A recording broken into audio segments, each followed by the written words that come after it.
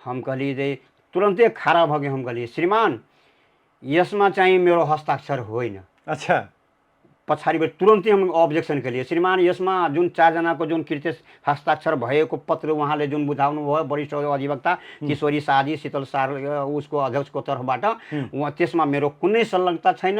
ऊ एकदम 100% त्यो फर्जी हो, कृत्य हो। त उहाँले भन्नुभयो कि ठिकै छ यसको पछि जाँच गरौँला, त्यो राखिदिनु।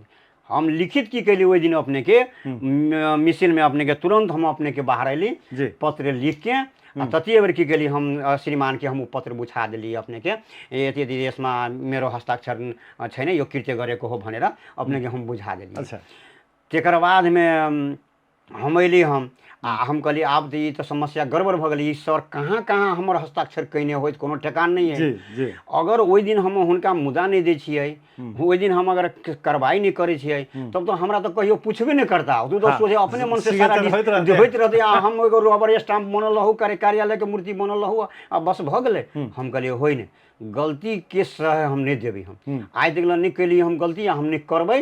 हम ओहने ऑनेस्ट आदमी छी, अगर हम कदापि हम नहीं छोड़बै गलत में।